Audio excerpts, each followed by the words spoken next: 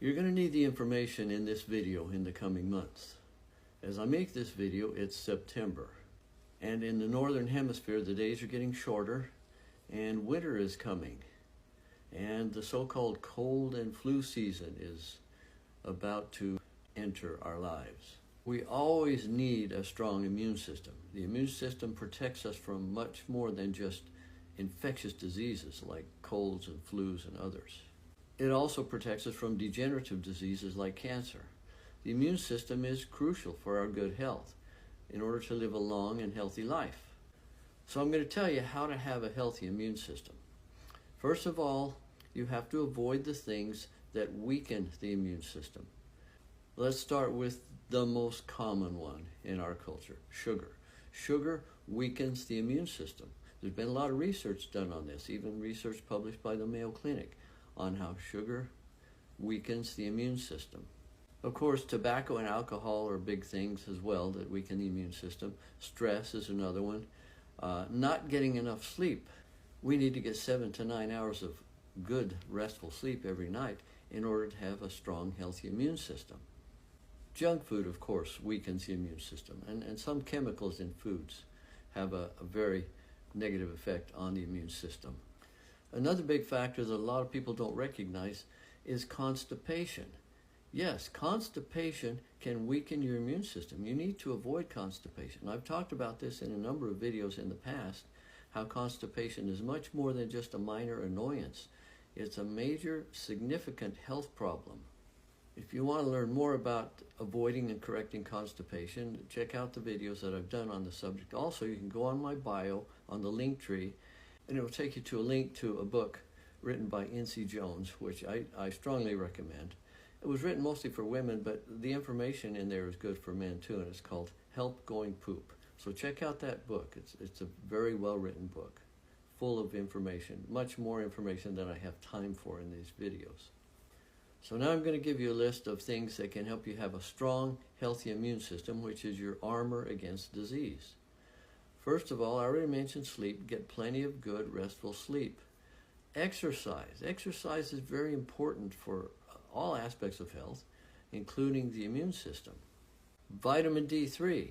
Now, I'm a big fan of taking D3, but as I've said in other videos, always be sure to take plenty of vitamin K2-7 or MK7 when you take vitamin D.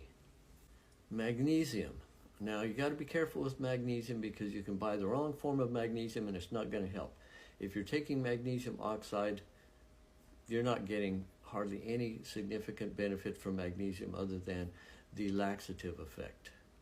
Different forms of magnesium are better for different problems, but for general purposes, I would say magnesium glycinate would be a good one, and it will certainly help to strengthen your immune system. It also helps to activate some of the benefits of vitamin D3.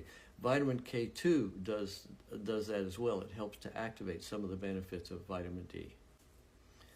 I recommend taking Camu powder. That is for the vitamin C content and all of the many other things that Camu powder contains. I recommend taking a really good multi-trace mineral supplement from seawater or from the water from the Great Salt Lake. For strengthening the immune system, it's important to take zinc and selenium.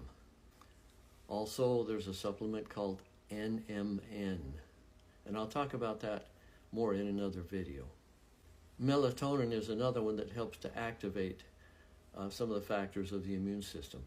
I also recommend juicing raw organic vegetables, not fruits. Eat plenty of raw organic fruits, but don't juice them. Don't drink your fruits. But raw organic vegetables contain all kinds of antioxidants, enzymes, vitamins, and minerals. So many things that are beneficial to the body and to the immune system.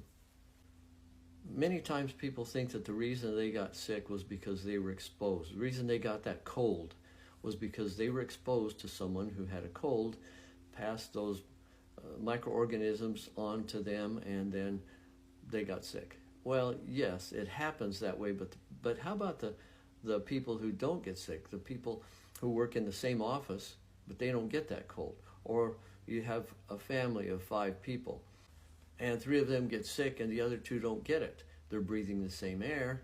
They're in contact with the other family members. The difference is immunity. If you keep your immune system strong, it will protect you. That's what it's there for.